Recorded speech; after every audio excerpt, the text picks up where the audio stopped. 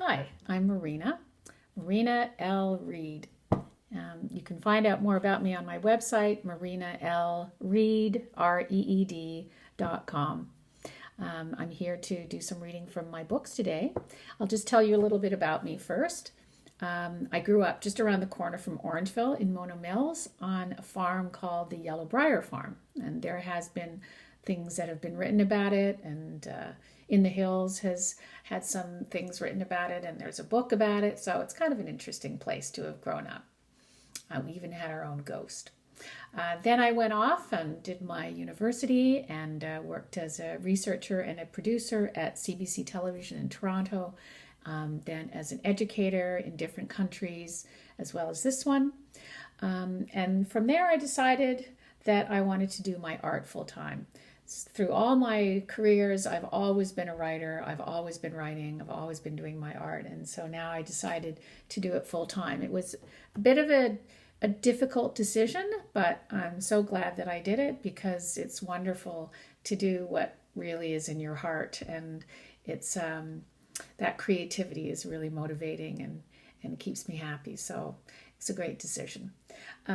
My first book that was actually nominated for the Governor General's Award last year, which is kind of exciting, is called Primrose St. It's at the library. It's also at Book Lore in Orangeville, and it's at Chapters and Indigo, Chapters and Amazon when they decide to start, opening their doors again. Primrose St. is a rather timely book because it talks about inclusion and diversity, and we need that right now. We need to almost go through our lives blind so that we don't measure who we're talking to by what we see, rather by what we feel. When people don't feel safe in their community, they need to keep secrets, and secrets are very poison to ourselves, to the people in our community, and it becomes very toxic as we're seeing everywhere. People have to be authentic, and we have to be able to appreciate that, if we had one item to eat on our plate every single night and it was the same all the time, we wouldn't be healthy. And we need diversity in what we eat to feed our body, and we need diversity in who we live with, in our communities, in our world, to feed our soul. And we need to come to terms with that, and I hope we do it sooner than later. But Primrose St. talks about that, and it is about a community struggling to figure out how to deal with inclusion and diversity. I'm going to just read a small part about two of the characters when they're younger.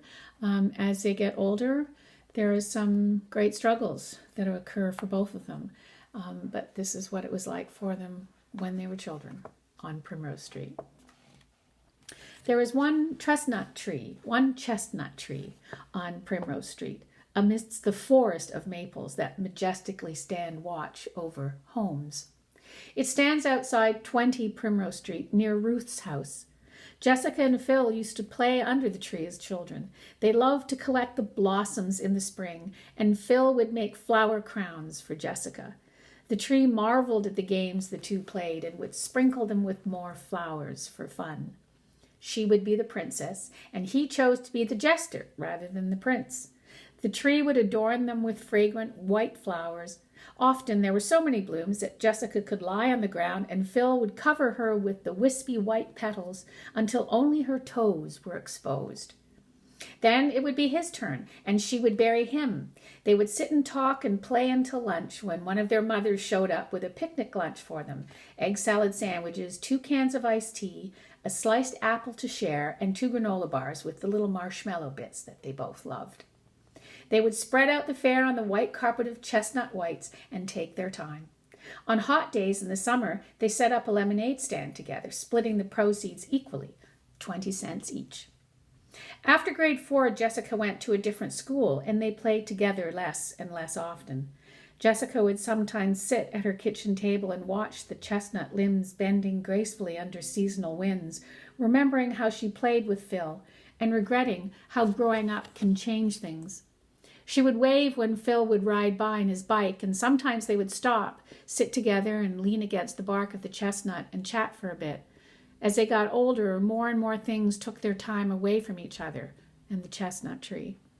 The tree continues to throw blossoms on the ground each spring. It continues to bend with breezes. It continues to throw its shade over the lawn and the house and the street. Her large limbs reach out and around like a big mama protecting her little ones. But even the fiercest of mothers cannot stop time, cannot turn it back, and cannot choose for her babies. So that's Primrose Street. Hope you enjoy it. And there is an email on my website, and I love to hear from you, and you can tell me what you think of what you're reading. So my second fictional novel is based on a true story. It's called It's Lonely in Paradise. It too is about diversity and the ability for us to learn how to become content with who we are, whatever diversity is around us, and that women especially don't sell themselves short as quickly as we seem to. So it's about learning to become your own hero for anybody who reads the book. Learning to stand firm, maybe learn new dance steps so that you don't have to keep making the same mistakes. So I'm going to read a little part where Heather, the main character, who is living in a Caribbean island, working there, and she will encounter different situations that makes her think back onto her life and how she would like to go forward differently. And in this particular part, she's remembering back to when she was a teenager and was traveling, backpacking through England and arrived at Stratford-on-Avon. And there's a conference going on, so there's nowhere for her to stay. And she's thinking she's going to have to sleep on a park bench. And then she comes across this one where the woman who owns the bed and breakfast says that she's quite sure she has one of the guests that wouldn't mind sharing the room, and she can put a cot in there for her. So Heather is very grateful for that. So she patted me on the back as I grabbed my bag and headed upstairs. She had said that it was the room with the lilac-colored door. I knocked and then opened the door, stepping inside. I heard the shower running and took a breath, appreciating the little moment I had to check the room. The cot sat over in the corner waiting. I walked over and put my bags on top. I was a little nervous, but it would be just like camp, I told myself, or a hostel, but nicer, with decorating. A huge queen-size bed stood at the far end of the room with a heavy wooden ornately carved headboard. Wooden tables with small lamps stood on either side of the bed, a heavy dark green comforter on top, and four large pillows with the same fabric arranged by the headboard. A small suitcase rested on the end of the bed with the zipper undone. There was a wing-back chair covered in a dark green material, much like the comforter, with a side table by the window, and beside that a low table for suitcases, and then my cot. It felt a bit wiry and rickety, but was nicely made up with a powder blue comforter and pillows. I started digging around for some dry clothes in my bag and heard the shower stop. "Thanks so much for doing this," I started in a voice I hoped she could hear through the bathroom door. I wasn't sure what I was going to do, especially when the rain started coming down. I heard the bathroom door open. I got caught in the rain too, and then the deep voice stopped mid-sentence. I turned around to see my roommate with a towel wrapped around his waist. Oh, I thought about the park bench again as the rain knocked against the window pane. I pulled small wisps of air into my lungs. "My name's Heather." The word stuck in my throat, and all the blood in my body rushed to my face as I stared. He was handsome. I could tell he was caught off guard seeing me standing there. He was noticeably aware of his lack of clothing, but still tried to be casual as he walked over with his hand extended. The part of me that had just consumed 2 pints really did want that towel to slip just a little bit. "Ian," he said. I shook his hand, wondering why there was so little air to breathe in this British room. "Think she's having a bit of a laugh downstairs as we awkwardly stand here?" he asked. "I'm absolutely sure of it," I said. We both laughed, which really did help. Ian lifted one finger up. "I'm just going to put some clothes on." And I'm going to stop there and let you read to find out what happens. I don't think you'll be disappointed. So that's It's Lonely in Paradise. Those are my 2 fiction books. I have just finished writing a thriller and a young adult fantasy, and so those should be coming out soon. So keep your eyes out for that. You can check on my website to find out when they'll be available and where. In the meantime, the last year, I've been writing a series of nonfiction books that will help people deal with grief. And I've done them with my colleague, Marion, who is a psychotherapist. So she does the therapy part, and I do the writing part, and we're really quite a great team. Our books are all in the same format, and there will be 6 of them by the spring next year. The first 3 are out right now, again at Book Lore, in the library, at Chapters, and on Amazon.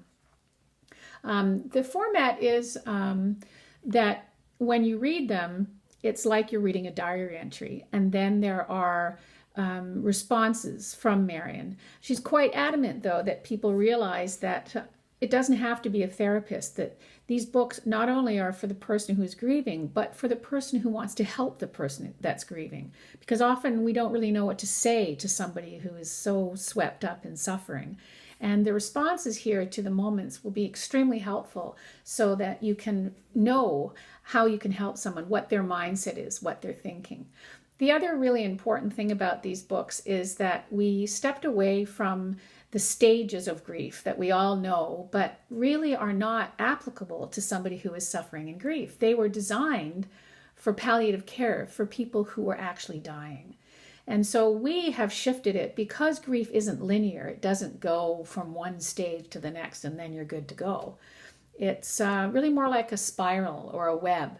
And so we have designed a color spectrum: red, orange, yellow, green, turquoise, pale blue. And those, you move through those colors as you move through your grief journey. And you might be 3 or 4 years down the road in a lovely pale blue moment, and yet a red one will just pop right back up again. You just get better at dealing with them. And that's what our books try to do, is to help you have some skills and strategies. Also on my website, there is a remember page where I do have a lot of techniques and different resources that you can go to that can help as well for, again, somebody who is suffering, and somewhere you can send someone to give them some support and help. So one of the 3 books that's out right now is Remember It's Okay, Loss for Teens. This book was written in consultation with teens, and in every one of the moments, they are not the actual words of a person. They are my words that are a collection of so many interviews and research that I did, and then pulled those emotions and those situations and created moments. So they are all very anonymous because they're a combination of so many different people. It was quite a task, extremely exhausting, because I had to step into the grief that these people were all feeling in order to be able to write authentic moments. So it was, it's a very raw, a very real collection. There's also places in the book for you to be able to write your own story, your own journaling, and we give you suggestions about what you can do. So although it will be nice to get it from the library as a guide, especially maybe for somebody who wants to support someone else, the person who is grieving really maybe needs to have this book as their own, so you can actually make your marks in it, and that's part of your healing process. As well as prose, moments that talk about how someone's feeling, or garden that their mother would tend, or their spouse who died. There's a lot of poems. And I decided to write poems as well because sometimes the poem can attach and connect with us in a very different way than prose. Kind of comes in the back door and gets us that way, helps us that way. So this is one that is in the red moment for Loss for Teens. How did I get here?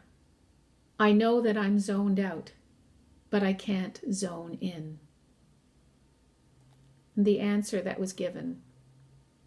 What an awful place to find yourself in. I'm so sorry. You don't have to zone in, not right now. Remember, it's okay. I'm here. When you feel ready, there are some great meditation apps that can help you when you're ready. And that's the tone that we go with all the books. That's a red moment in Loss for Teens.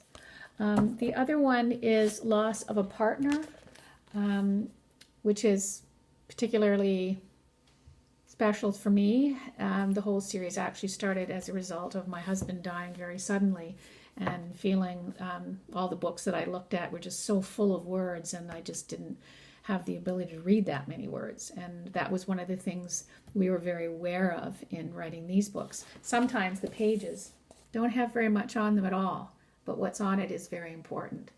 So in this one, again, another red moment. It's very simple, and it says, there's this weird feeling like a part of me is not there anymore, and I'm staring into a hole, a very black hole.